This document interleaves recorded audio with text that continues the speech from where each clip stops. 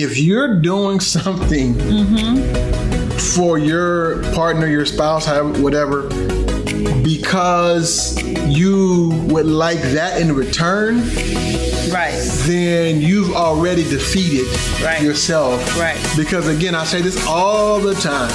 You cannot love people the way you want to be loved. Right. You have to love people the way they need to be loved. And teach them the way that you need to be loved. And you can't just expect it to happen. I love you, baby. It's undeniable now.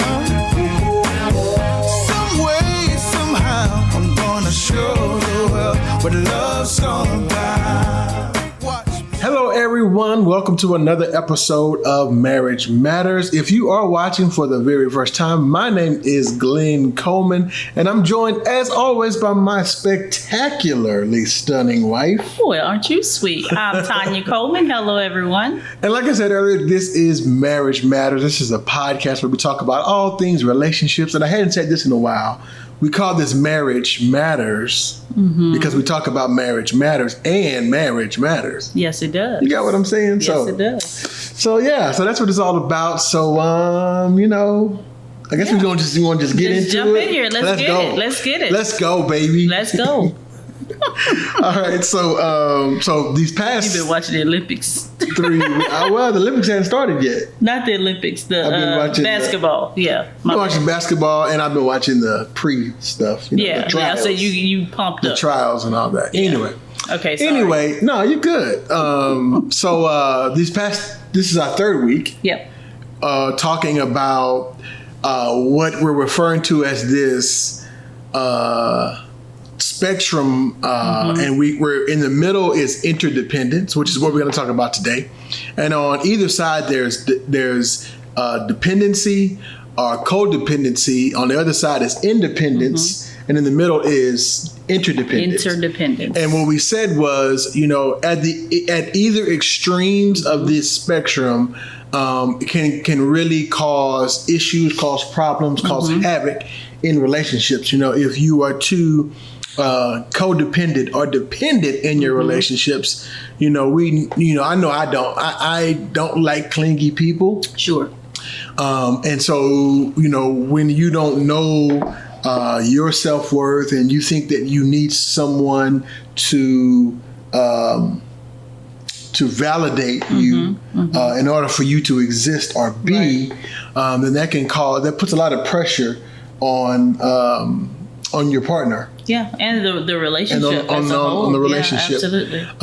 And part of the reason why I think I don't like clingy people is because I tend to swing to the other extreme of the spectrum, which is dependent. Right. So I'm typically a very, I'm cool by myself type person. I don't need anybody, but that also isolates me. Sure. It also, one of the things I think is one of the reasons why I have friends, but I don't know if I have just really that. There's maybe 2 to 3 people other than you that I really consider close friends. But that in and of itself can be a strain on relationships. It can leave the other person wanting. It doesn't leave space for intimacy. And it doesn't give you the chance to actually grow and build the relationship. So you don't want to be on the other end of that.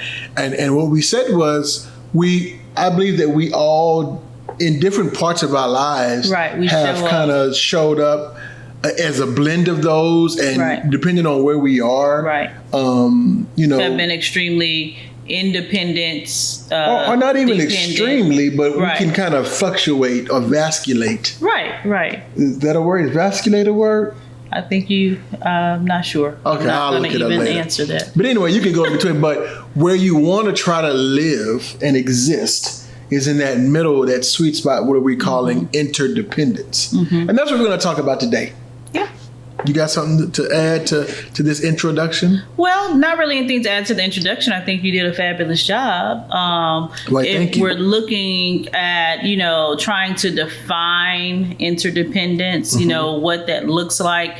I look at it as maybe balance in the middle of dependence and independence. Mm-hmm. Dependence and independence, I find interdependence would be somewhere in the middle. You know, it may not be a split 50-50, but it's somewhere in the middle. It's a bit more of a balance where there's more cohesiveness, more of a blend that is happening with the interdependence, where we know, like individually, we know who we are.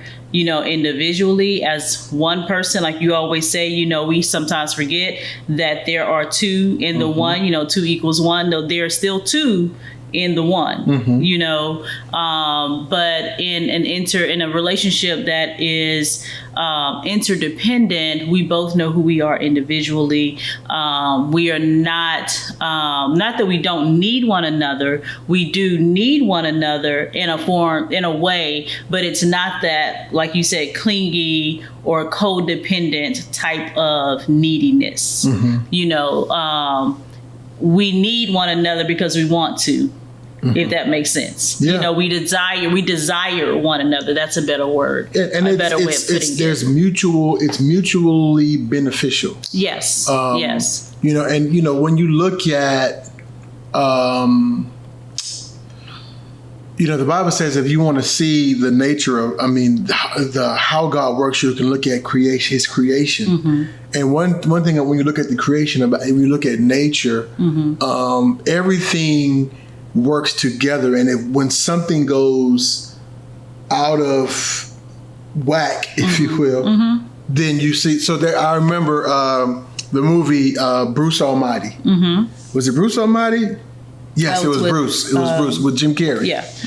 And there's this scene where, you know, he's God and he has all these powers, but what he doesn't realize is that the world, and we are all interdependent. Sure. You know, and one scene where, you know, he's wanting to woo his girlfriend back into his graces, and they're about to have this spectacular night. So he lassos the moon and pulls the moon closer to make it look bigger. Well, the next day, on the other side of the world, there was this massive flooding because the tides are regulated by the gravitational pull of the moon. So I guess that's kind of a picture of interdependence. It's like we all need each other. We all when we're all functioning correctly, then the relationship is beautiful. And I think that's one of the things about interdependency that may scare people is that.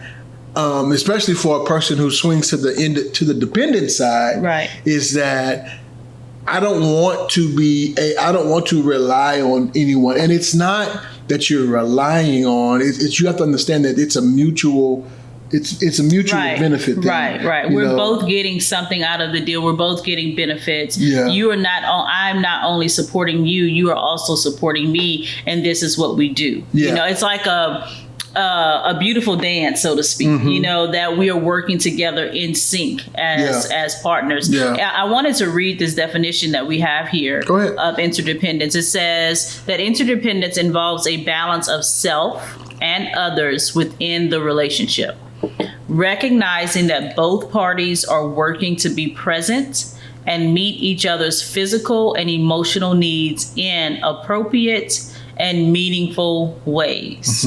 A balance of self and others. Yeah, that's really good. I like that. A balance of self and others. So it's not this this codependent way of functioning where I am just making sure that I'm taking care of you and I have to take care of you and do all these things for you, and not balance off kilter because I'm not taking care of me. You know what I mean? And it's not the independence of that, you know, I don't need you to do anything for me. I can handle this myself, and you do you, I'm gonna do me. You know, it's not that either, you know. It is a balance of both, that we're taking care of one another.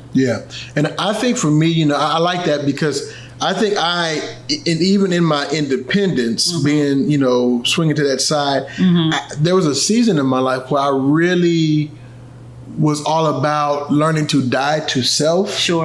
And so even in that, I think I went to an extreme, and you know, I've heard it said that,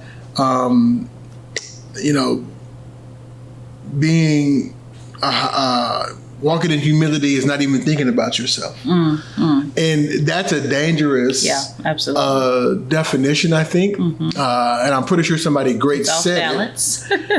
But it's important that you do think about yourself. Absolutely. You know, and I like it. It said a balance of self and others. So I'm not saying you should only think about yourself. Right. But that's not what we're saying. We're saying that it's a balance of self and others. You know, that reminds me of, like, I've heard somebody said, like, the word joy is an acronym for Jesus, others, and you. You know, so putting Jesus first and you know, others and you. So it's like that's the blend of your life. Then that's where you find joy. So I just, that kind of reminded me of that. Yeah, that's good. And then that second part where it says that recognizing that both partners are working to be present.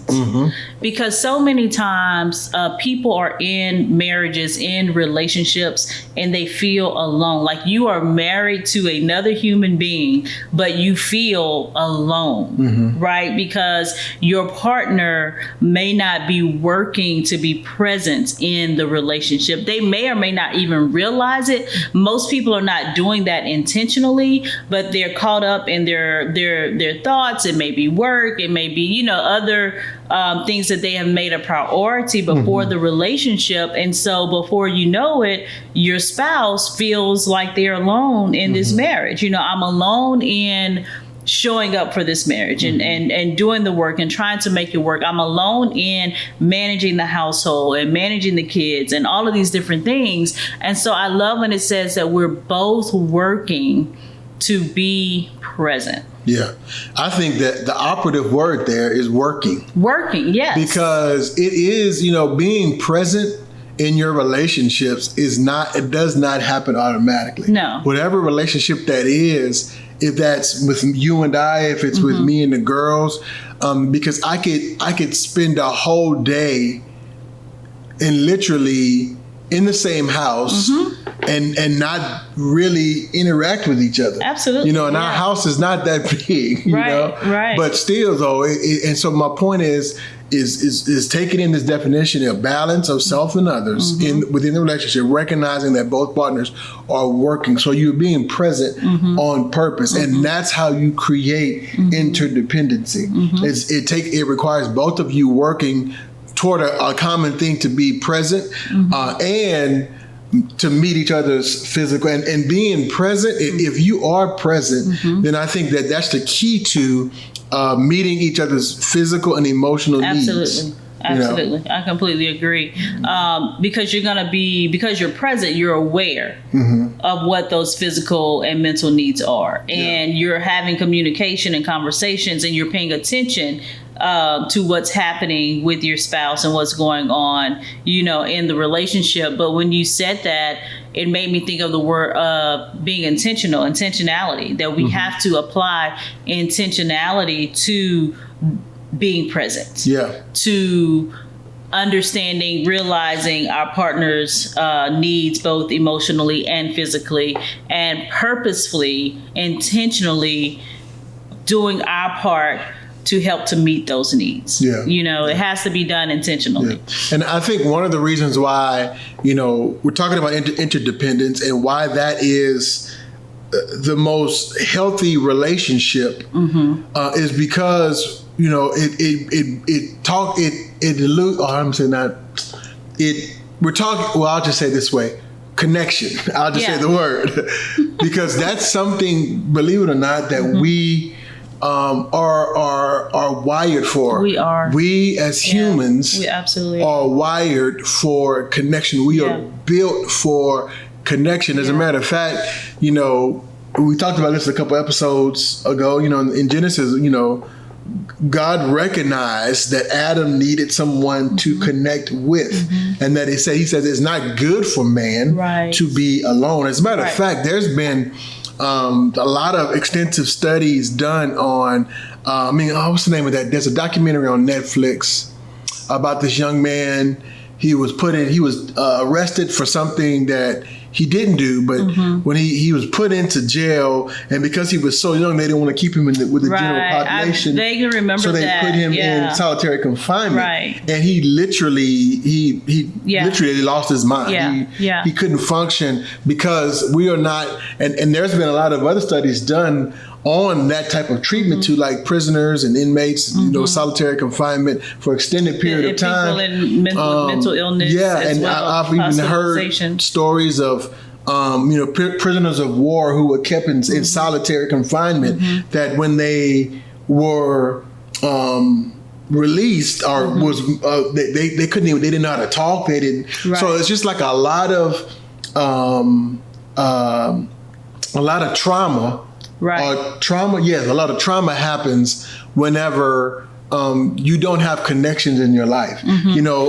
We talked about this last week also, and I'll just mention it again. I remember watching in our coaching class, we watched these videos of babies where they were just sitting there and the parent was just like was just staring and not interacting with them. Right. And I mean, the parent wasn't making a sad face, wasn't making a happy face. It was just like, there was no engagement. Right. And the baby started to cry, like, what is going on? Because we need connection in our life. And that's the basis of interdependence is connection. So we were wired for connection. And what happened is, I think we've had to, a lot of people have unlearned how to connect. Right. And there's a lot of things that go into that unlearning, being that, we're connected through social media. Yes. We're connected through all this technology. But there's a longing inside of you that longs for connection. Sure. I'm sorry, you were going to say something? No, well,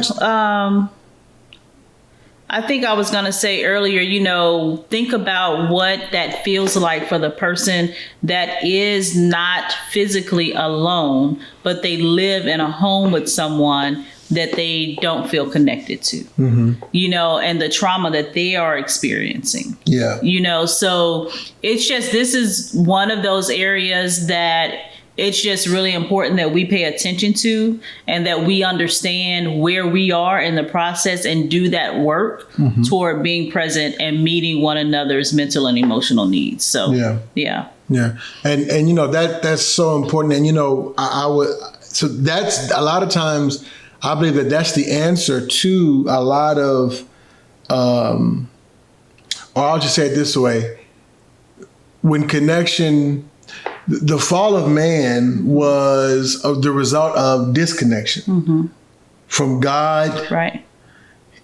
From himself and others, right? And so if that was the fall of man was disconnection from God, himself and others. Well, then it's reason to, we have to also, it's reasonable to assume that the restoration of a person is through connection with God, themselves, and others. Absolutely. And that, again, that's the epitome of interdependence. We talked about it earlier, joy, right? Jesus, others, and self, right? So one of the other aspects of, being in an interdependent relationships, that partners are not demanding of one another, and that they do not look to their partner for feelings of worthiness. Yes. So, we've talked about this before, but, that's why we do so much work with our couples. And I think, we were talking about this other day about, really trying to do more of the work of helping people heal. So that they are able to connect properly with others, right? Because it's hard to helping them heal individually. Yeah, right. Yeah. It's hard to connect with others when you can't connect with yourself. Yeah, that's so true. And we talked about earlier that we all have experienced these things at one point or another. And I can, remember not really truly being connected with myself and not, really knowing who I was, or, even really liking myself, because of the history of things, and really had to go through a process of healing, so that I wasn't being codependent and, leaning on you or anyone else in my life to tell me who I was, or to, make me feel good about myself. That had to go through a process of healing, of self-discovery, and embracing, myself. I remember, some years back, like I literally had to embrace my own beauty. Because I struggle with that. People tell you all the time, "Oh, you're so pretty," but I struggled with that. Thank you. But it took work for me to really believe that about myself, and to accept that. And I know, that I'm not the only one, that there are women that I've talked to that have had to work through that self-acceptance, accepting myself, my personality, So for some people, my quirkiness, that yes, I do say what's on my mind in a split second kind of thing, and not necessarily me, but I'm just saying other people. And embracing and accepting how they look, their body shape, body size, all these things that we struggle with inwardly, they get in the way of us connecting with our spouses and our children, and connecting even with other people outside of that, making friends, because we feel people are judging us, or we're judging other people because of our own, feelings of less than, and all of that kind of stuff. So people doing their own individual work is just really, really important to get this healthy self, so that we can be a healthy couple and really function and flow in this interdependency. So interdependency, it gives each partner in the relationship the space to maintain a sense of self. Yeah.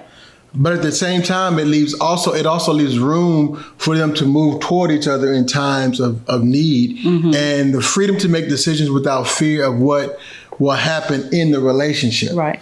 And so I think that's so key, because a lot of times, again, we'll go to either of those extremes where we can't have a sense of self. And then when you don't have a true sense of self, then it's hard for you to leave room for others. Yeah. It takes a really mature person to put aside themselves and to, it's kind of like, I'll go back to the baby example. It's like when you have a new baby, well, not even, and we have teenagers now, and I think they're still growing in this. Sure. But they don't care about they don't care that you're tired. Right. As a matter of fact, I was taking a nap, and I'm not gonna say which one, but so I'm sleeping and I can feel that someone's in the room. Right. So a presence. And I roll over and I open my eyes, and it's one of our kids standing over me, and you know what they say? What? "Where's the air pump?" And I'm like, I'm taking a nap, bro. I mean, they couldn't Am I not wait. sleeping? They couldn't wait. But it's like, I don't care. I was like, but when you are secure in yourself, you can say, I'm going to leave room in my space for you to come to me when you need comforting, when you need encouragement, all of those things. And even though I may need them too, but I can recognize when you need them, and I can put my stuff aside. Right. But that takes a very mature person, and that's what an interdependent relationship looks like. And I really like that. I want to talk a little bit about that, maintaining a sense of self, because like you said, I love saying about the two becoming one, but there is a two, and I think we really have to realize that in relationships is that my wife is not me. Thank God. Right. She's not me. That we are not the same person. But when a lot of times I think we get into conflict because we want our spouse or the person we're in relationship with to act like, respond like, think like, and be like us. And I think that's what causes the conflict. And, this is something we talked about. We do this, what we used to teach, we teach this class called Married for Life. And we would have the couples take Play-Doh and put the two colors together. Right. They take two different colors. Each wife takes a color, husband takes a color. And then they put them together. And it's a great picture of what interdependence look like, because I can distinctly see that there's purple. I can distinctly see that there's green, but this ball is made up of both of them. Right. And they are creates this beautiful marbleization that's going on in there. And they cannot, the ball cannot exist without both of them. And it's like, I can't, at this point, I could try to take just the purple out, or it's going to be very difficult. But my point is this is what, relationships should look like. It's like, I distinctly see you, I distinctly see me, but there's distinctly we. Yeah, absolutely. And I think that's what, we should be working towards in our relationships. And so like I said, so many times it's either, me losing myself to you, or you losing yourself to me. But I think that there is such a beautiful thing when we both recognize and our values and our strengths, and we can bring those together to create a superhero that we call our marriage. And where I may not can do this thing or get through this thing on my own. You couldn't do it on your own, but together, man, look, we're unstoppable. Right. It made me think of the scripture that says, where I'm weak, Yes. He makes me strong, and I think we do that for one another. I think God does that intentionally in the marriage. I often say, how the marriage itself is very healing for the individuals. Not that you're in this marriage trying to take what you need from your spouse to heal you, but learning the process of being in right relationship with someone.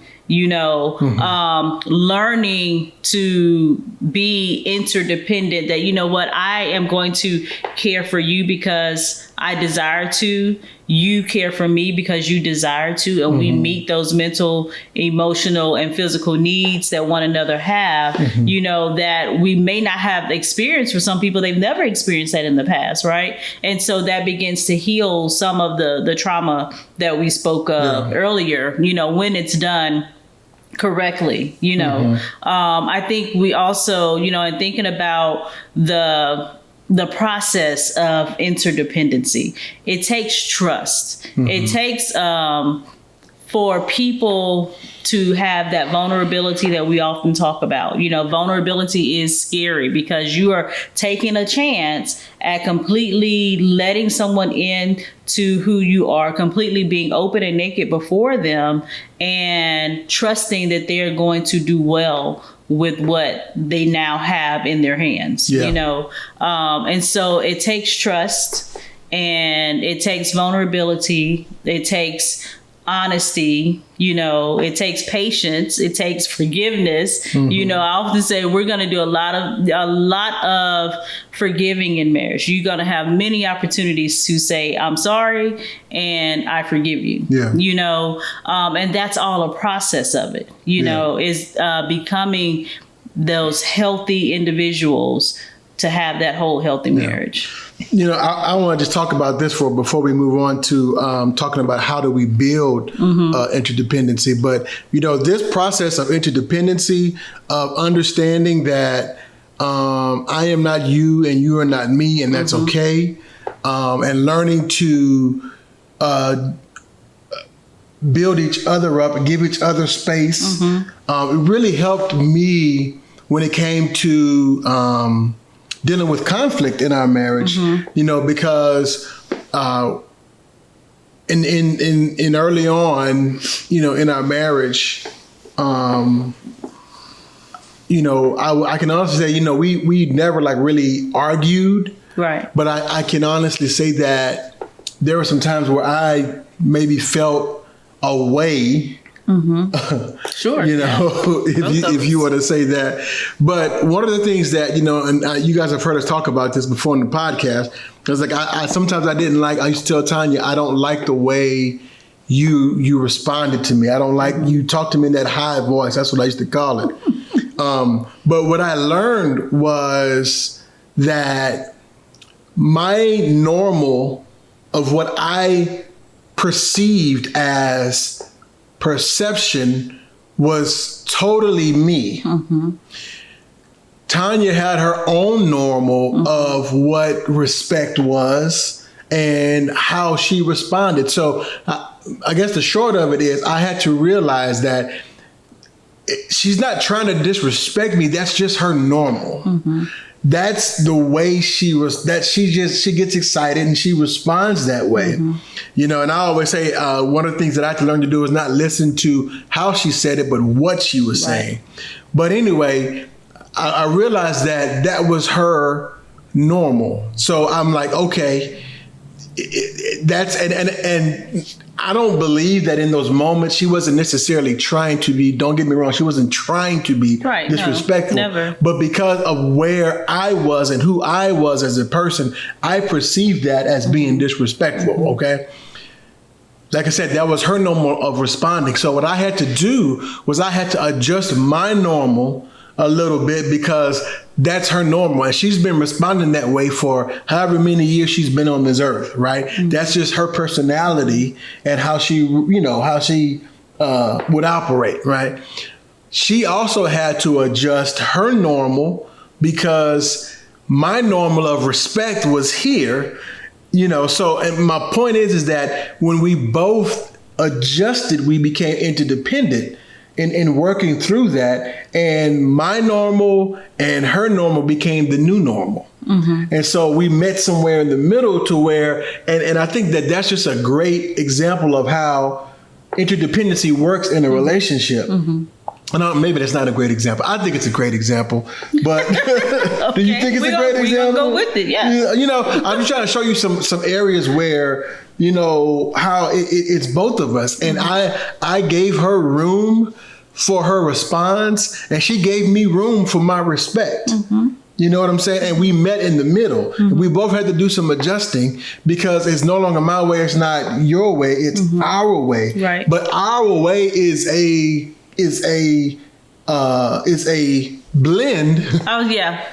It's not. This is the new way. Right. And neither of us are giving up ourselves. Neither of us are losing ourselves in the process. You know what I mean? It's like, we do have to make some adjustments.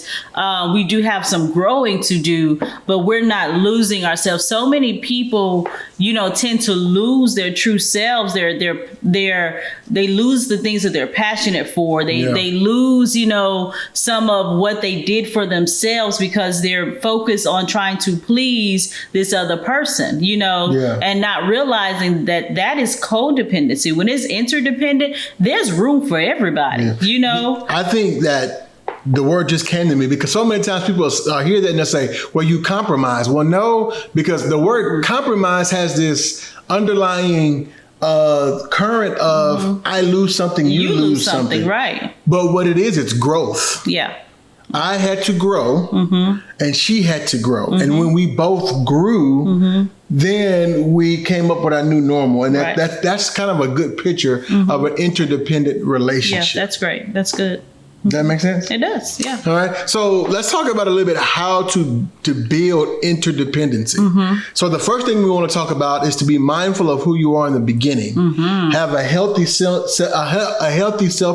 That's good. And we talk about this all the time. 1 times 1 equals 1. Right. A marriage is one whole person times one whole person equals a whole marriage. But if you do 1 times a half is a half. A half times a half is a fourth. Right. So the lower your self-esteem is going into that, the more the marriage is going to suffer. Right. Because you're going to be, like you said, that needy person. What's the term when, like in the ocean, there are fish that live on other fish because they're taking nutrients from them? You know what I'm talking about? Parasite. Is it a parasite? I don't know. It's not parasite. There's another word for it, but that's the picture that I have in my mind. You're talking about the needy person? Of the needy person, So I think sometimes maybe I have it wrong, because sometimes in nature I think it helps to balance. And that's what I said. Now there are parasites. Right, there are parasites. And like a leech, a leech is a parasite. That's a great there's other type of parasites that gives the other animal no benefit. Right. It only that's what I'm speaking and of. It could cause, we had to give our puppy some medicine because of some things she had going on. It was some type of parasite, but that didn't do. The parasite was just taking. Right. But there are some, shout out to Shark Week. It's Shark Week. Well, by the time this airs, it'll be over.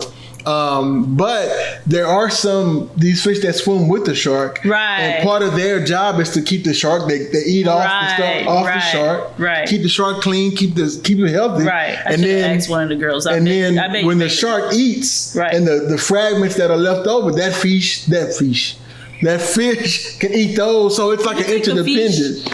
Oh yeah, the fishes. Anyway, so number one is to be mindful of who you are in the beginning of the relationship. Before you go into a relationship, make sure that you have a healthy sense of who you are, a healthy self, and have esteem. There's nothing wrong with self-esteem. Yeah. All right. The other, and we kind of talked about this one already, allowing your partner room and opportunity to maintain a sense of self. Yeah. Don't be so needy and always needing to be where your spouse is, and they can never do anything on their own and all, because they may have different interests. You may not even like golf, so why are you trying to go? Like, stay home.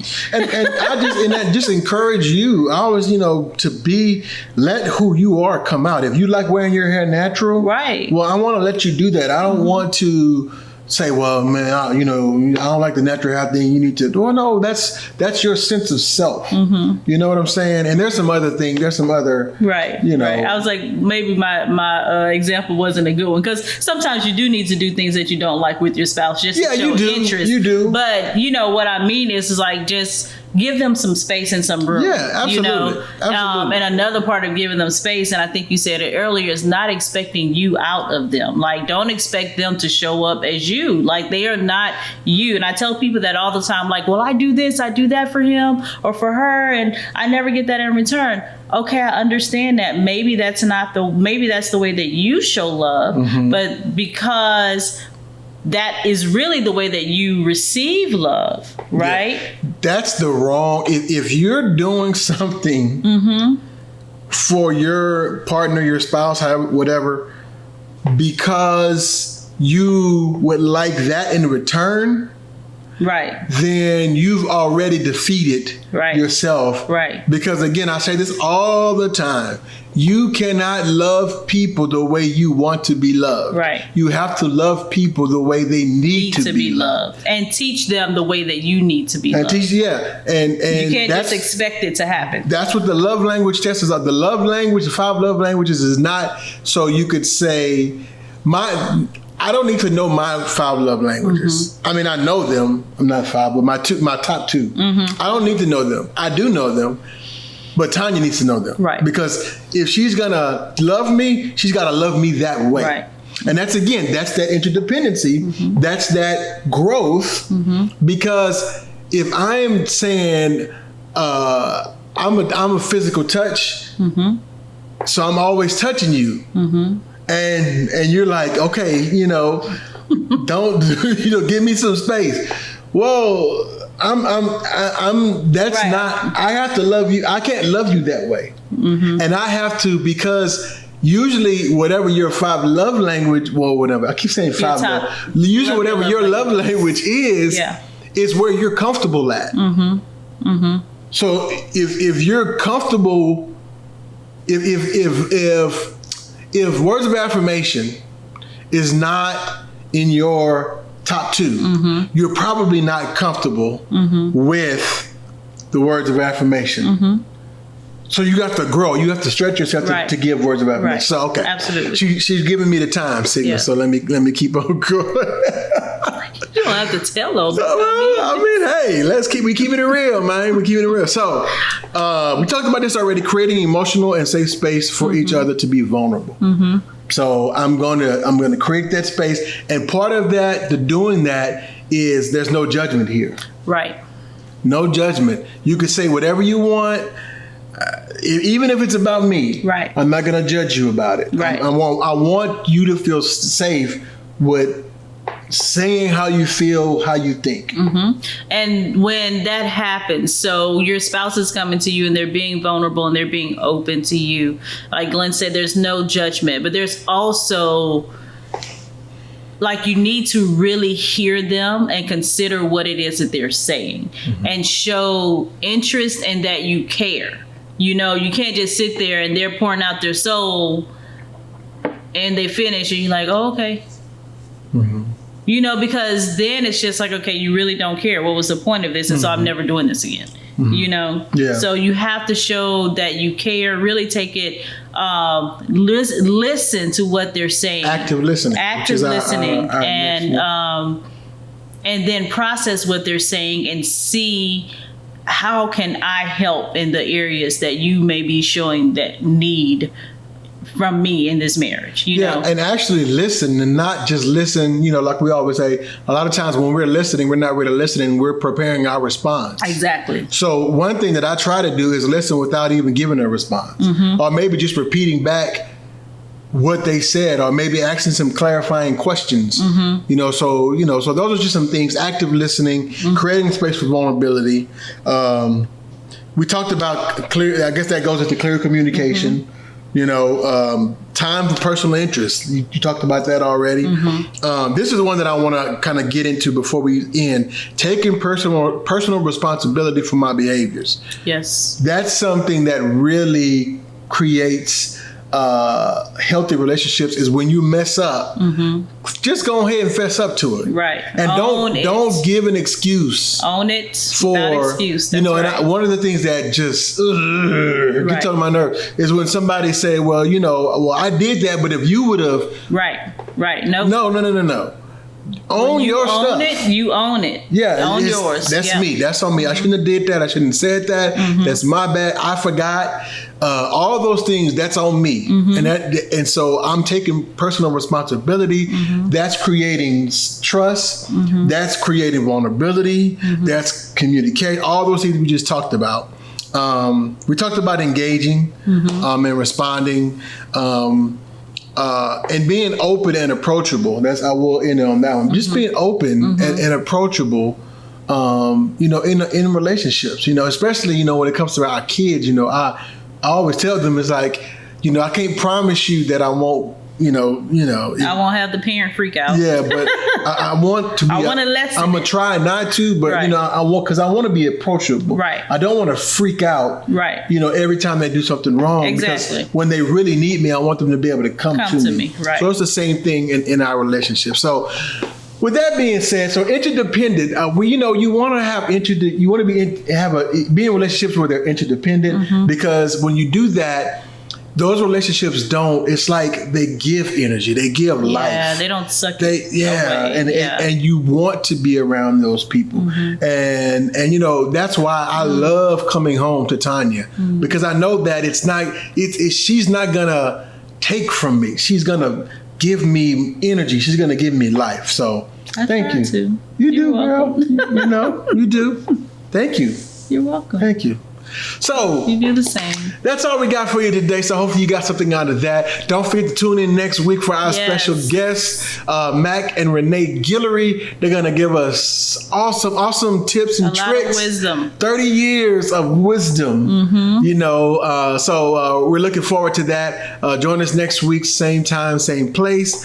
We just want to remind you. Well, first of all, we want to thank you for watching. Thank you for subscribing. Thank you for liking. Thank you for following. Thank you for sharing.